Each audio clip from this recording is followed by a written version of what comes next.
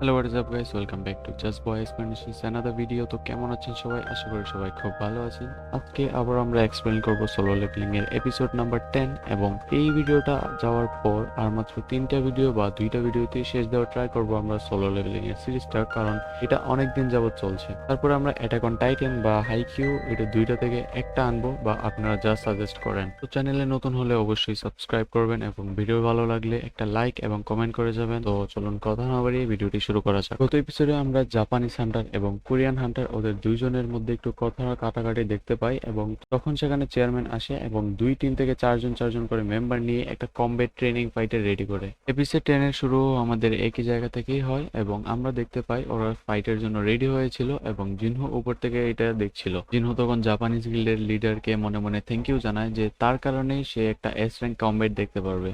তারপরে আমরা দেখতে পাই ওই এস র্যাঙ্কদের মধ্যে ফাইটটা শুরু হয়ে যায় এবং এখানে সবাই এস র্যাঙ্ক থাকার কারণে কেউ কারোর চেয়ে কম ছিল না। তখন আমরা উপর থেকে নাইট গিল্ডের লিডার পার্ক জংসুকে ওই ফাইটটা দেখতে দেখি এবং সে মনে মনে ভাবছিল যে তার মতো একজন এ র্যাঙ্ক এই ফাইটের মধ্যে গেলে একদম মারাই যাবে। তারপর আবার আমরা ফাইটে দেখতে পাই এবং তখন কোরিয়ার দুইজন হান্টার অলরেডি হেরে গিয়েছিল এবং বাইকিউনহো একজন এস র্যাঙ্ক হান্টারকে তাড়া করছিল, কিন্তু সেখানে তার পিছু করতে করতে জাপানের দুইজন হান্টার ওকে ঘিরে ফেলে। কিন্তু আমাদের চাহিইন ওদের ফাইটের মধ্যে লিড করছিল।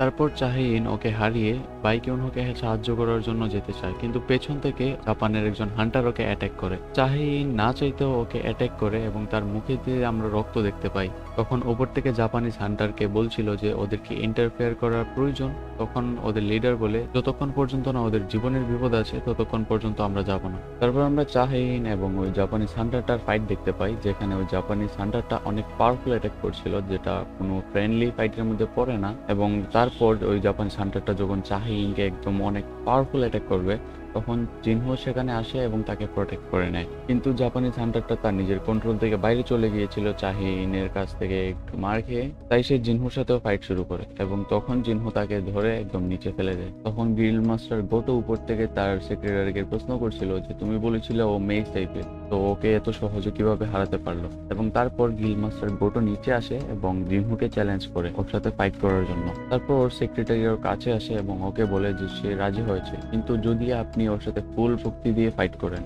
তারপর আমাদের একটু সময়ের জন্য জহিকে দেখানো হয়, মানে লি জহি। সে টিভিতে ওই জেজু আইল্যান্ডের রেইডের সম্পর্কে নিউজ দেখছিল। আমরা দেখতে পাই সে তার ঘরের মধ্যে বসে আছে, মানে তার ফ্যামিলির সাথে, এবং তারপর সে ব্যালকনিতে গিয়ে একজন মানুষকে কল করে জেজু আইল্যান্ডের সম্পর্কে জিজ্ঞেস করে। তারপর আবারও আমাদের জিনহুর দিকে নিয়ে আসা হয় এবং আমরা দেখতে পাই তারা ফাইটের জন্য রেডি হচ্ছিল। তখন চাহিইন মনে মনে ভাবছিল যে সে ওই এ র্যাঙ্ক ডানজনটা নিজে নিজেই ক্লিয়ার করেছিল এবং এখন এস র্যাঙ্কের সাথে কিভাবে ফাইট করে সেটা দেখার পালা।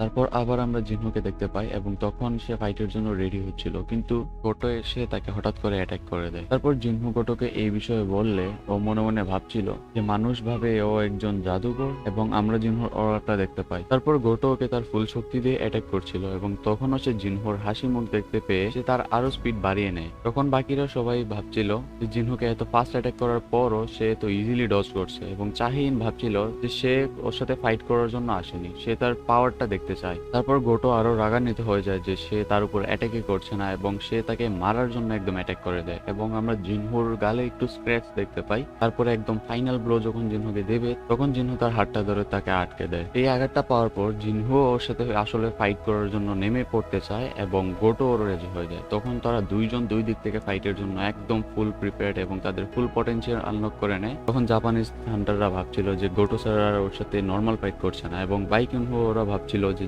জিনহু সাং এবং ওরা যদি এরকম ফাইট করতে থাকে তাহলে দুজনই অনেক ইনজার্ড হয়ে যাবে। তখন জিনহু এবং গোটো যখন ফাইট করবে তখন তার মধ্যে একটা আইস আসে এবং বাইকিউনহো এবং জাপানিজ হান্টাররা ওদের গিল্ড মাস্টারকে হ্যান্ডেল করে এবং এই দিক থেকে কোরিয়ার হান্টাররা জিনহুকে আটকে দেয়। তারপর আমরা কোরিয়ার কিছু হান্টারকে জিনহুকে কংগ্রেস জানায় যে ওর সাথে এত ভালো ফাইট করেছে, কিন্তু জিনহুকে আমরা মনে মনে বলতে শুনি যে সে তার নিজের উপর কন্ট্রোল হারিয়ে ফেলেছিল। এবং তারপরে আমরা দেখি ওকে যখন ওরা আটকাতে গিয়েছিল তখন 5জন হান্টারের উপর সে 5টা সোলজার দিয়ে দেয়, মানে তার শ্যাডো সোলজার সেট করে দেয়।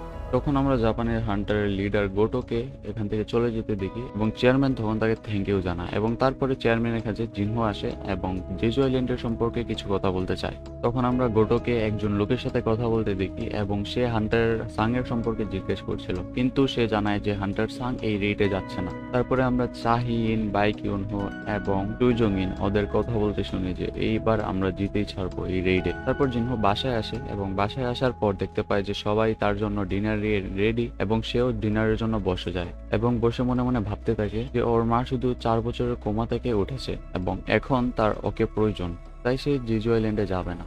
তারপর আমাদের সিনটা নিয়ে যায় জেজু আইল্যান্ডের দিকে এবং আমরা তখন পিঁপড়াদের কুইনকে দেখতে পাই, যে কিনা তার পিঁপড়াদের কমান্ড দিচ্ছিল আরো বেশি পাওয়ারফুল হওয়ার জন্য এবং যাতে করে তারা এই আইল্যান্ডের বাইরে যেতে পারে। তখন আমরা পিঁপড়া কুইনের একটা এগের দিকে দেখতে পারি এবং এটা তুলনামূলক অনেক বড় ছিল অন্য এগের চেয়ে, এবং তখন ওইটা থেকে একটা অনেক বড় পিঁপড়া বেরোয় এবং এটা ধীরে ধীরে ট্রান্সফর্ম হয়। তারপর সে যখন তার পাওয়ার ইউজ করে সেটা পুরো জেজু আইল্যান্ডকে কাঁপিয়ে দেয়। এটা দেখে আমরা বুঝতে পারি সে অনেক বেশি পাওয়ারফুল ছিল এবং এস র্যাঙ্ক হান্টারদের জন্য ও অনেক বড় একটা বিপদ হয়ে থাকতে পারে। তারপর আবারও আমাদের সিটিতে নিয়ে আসা হয় এবং আমরা তখন নিউজ চ্যানেলে ওই জেজু আইল্যান্ডের এন্ডদের নিয়ে দেখতে পাই। তারপর মিন একটা রাস্তা দিয়ে হাঁটছিল, মানে হিলার যে, সে তখন দেখতে পায় কয়েকজন বাচ্চা ওই এন্ড এবং জেজু আইল্যান্ডের রেড নিয়ে খেলছিল। তারপর আমরা সং-ই এবং জিনহো ইউকে দেখতে পাই। সেখানে আমরা ওদের কথায় বুঝতে পারি যে সং-ই ওই রেডে জয়েন করতে চাইছিল, কিন্তু ইউ যখন তাকে বলে যে সে একজন ই র্যাঙ্ক, সং-ই তাকে ধরে মারতে থাকে। তাই মেয়ে মানুষ, বুঝতে হবে।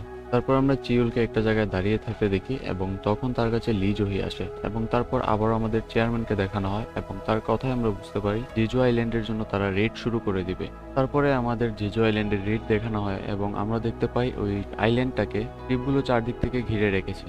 তারপর আমরা নাইট গিল্ড এবং অন্যান্য গিল্ডের মেম্বারকে দেখতে পাই এবং তখন আমাদের মিনসাংকেও দেখানো হয় এবং তখন রিপার গিল্ডের লিডার বলছিল, মানে একজনকে কল করে বলছিল যে মিনসাংকে এখানে কেন আনা হয়েছে, সে আমাদের জন্য অনেক ভ্যালুয়েবল। তারপর আমরা সব টিমের মেম্বারদেরকে জেজু আইল্যান্ডের অ্যাটাকের জন্য রেডি হতে দেখি এবং তখন আমাদের চেয়ারম্যানকে দেখানো হয় এবং সে বলছিল যে এই রেডের জন্য সবাই কোনো প্রশ্ন ছাড়াই হ্যাঁ করে দিয়েছে এবং তখন সে একজন লোকের কথা বলে এবং তখন আমরা মিন ইউং গিউকে দেখতে পাই। তখন বাইকিউনহো বিং ইউকে দেখতে পারে এবং সে এটা দেখে সবচেয়ে বেশি খুশি হয়। তারপর আমরা জাপানিজ হান্টারকে ওই ফাইটের জন্য রেডি হতে দেখি এবং তখন আমাদের জেটে দেখানো হয় যেখানে বাইকিউনহো এবং অনেক এস র্যাঙ্ক হান্টাররা সেখানে বসেছিল। তখন একজন হান্টার বলে যে সে ওইখানে ব্রডকাস্টের জন্য একটা ক্যামেরা নিয়ে এসেছে, মানে ওকে এটা মিশনই দেওয়া হয়েছে। তখন একজন হান্টার এটা অনেক ডেঞ্জারাস জানাতে চাইলে তখন ও বলে যে সে একজন এ র্যাঙ্কে। তারপরে আমরা চেয়ারম্যানকে বলতে শুনি যে ফোর্ট জেজু আইল্যান্ড রেড শুরু করা হোক এবং তখন জাপানিজ হান্টাররা তাদের ফুল শক্তি ব্যবহার করে এবং তখন এটা করে সব এন্টরা বাইরে আসতে শুরু করে।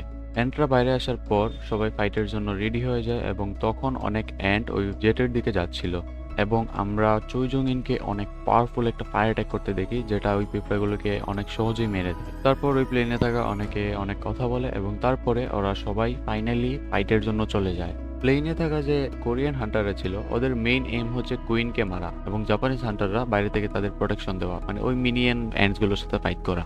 তারপরে আমরা দেখতে পাই জাপানিজ হান্টাররা ওই অ্যান্টদের সাথে, মানে মিনি অ্যান্টদের সাথে ফাইট করছে এবং এই সুযোগে কোরিয়ান হান্টাররা নেস্টের ভিতরে, মানে ওই বড় কেভে চলে গিয়েছে এবং চুইজং-ইন উপর থেকে ফায়ার দিয়ে একটা প্রোটেকশন দিয়ে দেয় যাতে করে মিনি অ্যান্টসগুলো ভিতরে না আসতে পারে। তারপর আমরা চুইজং-ইনকে একটা ফায়ার অ্যাটাক করতে দেখি এবং ওই ফায়ার অ্যাটাকের মাধ্যমে সে কুইনের লোকেশন বের করে এবং তারপর আমাদের জিনহোকে দেখানো হয় যে কিনা তার ডেইলি মিশন কমপ্লিট করছিল।